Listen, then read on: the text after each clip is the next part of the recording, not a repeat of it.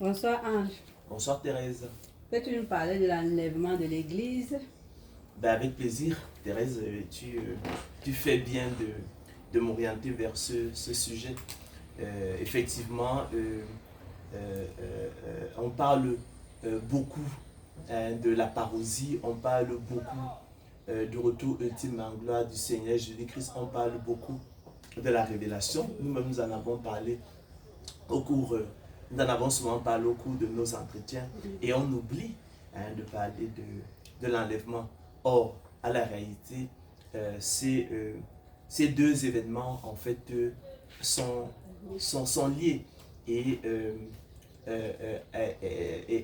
l'enlèvement n'est rien d'autre que à la réalité le premier accomplissement partiel de la prophétie de la seconde venue du Seigneur Jésus-Christ qui connaîtra son accomplissement complet justement à l'occasion de la parousie.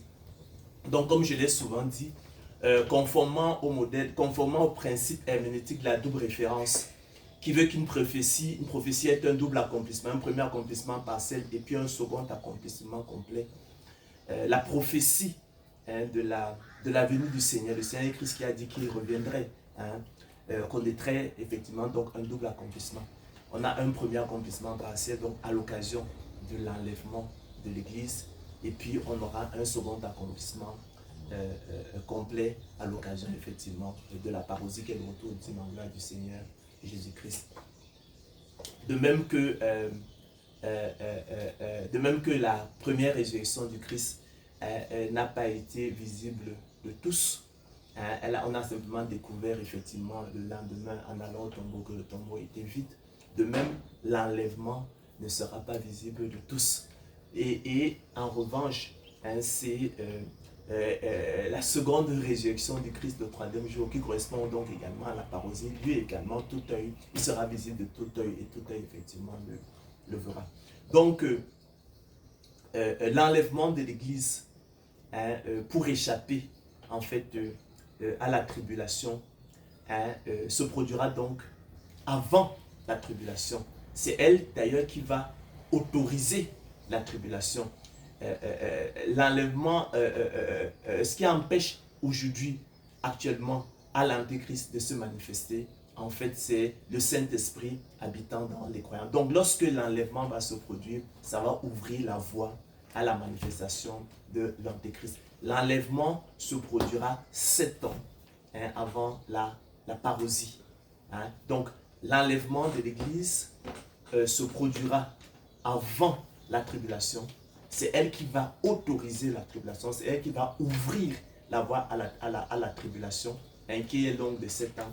Et elle se produira 7 ans avant la parousie, 7 ans avant le retour ultime en gloire du Seigneur Jésus-Christ. Donc c'est ce qu'on peut dire effectivement sur la question. Dans des entretiens antérieurs, j'ai pu dire des lapsus, donc, mais je clarifie. Je dis que l'enlèvement de l'Église se produira avant la tribulation. C'est elle qui ouvrira la voie à la tribulation. Et elle se produira, en l'occurrence, 7 ans avant la parousie. Elle se produira 7 ans avant le retour ultime en gloire du Seigneur Jésus-Christ.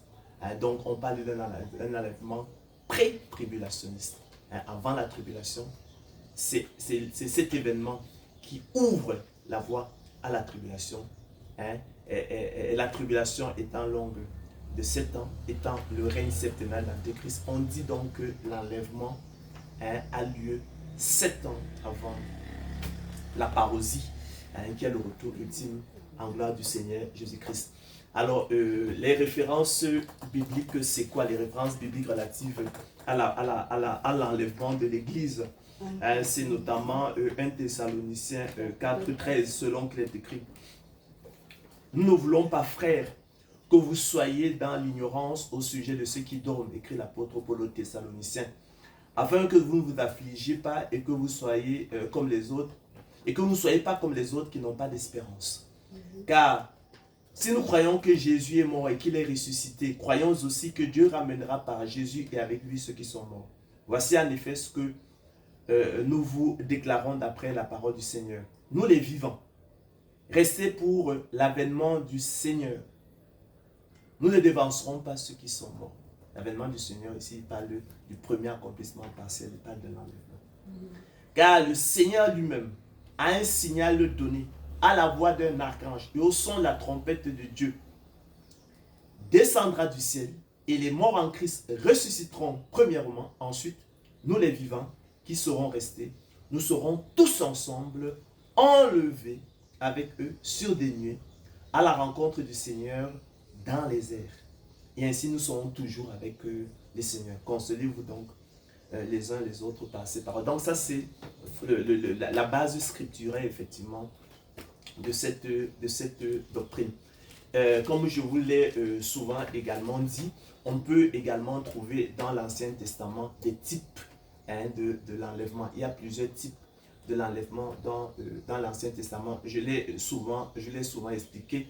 Le Nouveau Testament n'est que l'accomplissement de l'Ancien Testament, ou du moins le Nouveau Testament nous révèle au grand jour des types qui sont présentés déjà, des événements qui sont présentés déjà, mais sous forme de type, sous forme d'image, sous forme d'ombre dans l'Ancien Testament. Dans le cas de l'enlèvement de l'Église, le type par excellence, c'est le déluge, ou plus exactement le sauvetage et le refuge de Noé, ensemble avec sa famille et quelques oiseaux par couple dans l'arche pour échapper à la ruine du déluge. Vous savez que il est entré, il s'est réfugié, il s'est sauvé dans l'arche. Dieu lui avait demandé d'entrer dans l'arche. C'était 7 jours avant la ruine qui s'abattit sur les impies avec le déluge effectivement qui suivait effectivement 7 jours plus tard, donc 7 temps plus tard, pour rester dans les modèles mathématiques bibliques, un temps correspondant ici à un jour. De même et par analogie, chers frères et sœurs, nous savons que 7 temps sépareront également le sauvetage et le refuge de l'Église à travers effectivement l'enlèvement de la ruine éternelle des impies à l'occasion effectivement de la parousie qui est le jour du jugement de l'Éternel. Donc c'est un peu cela, Thérèse, dont il est question. Donc on retient donc que l'enlèvement de l'Église correspond en fait au premier accomplissement partiel de la prophétie de la seconde venue du Seigneur Jésus-Christ, qui connaîtra son second accomplissement complet à l'occasion de la parousie. Donc l'enlèvement est pré-tribulationniste. Elle se produira avant la tribulation. Elle se produira, c'est elle qui ouvrira la voie à la tribulation, à la manifestation de l'Antéchrist, à son règne septennal. Et l'enlèvement de l'Église se produira 7 ans, cette année, avant la parousie qui est le retour ultime en gloire du Seigneur Jésus-Christ. Merci Ange. C'est moi qui te remercie, Thérèse.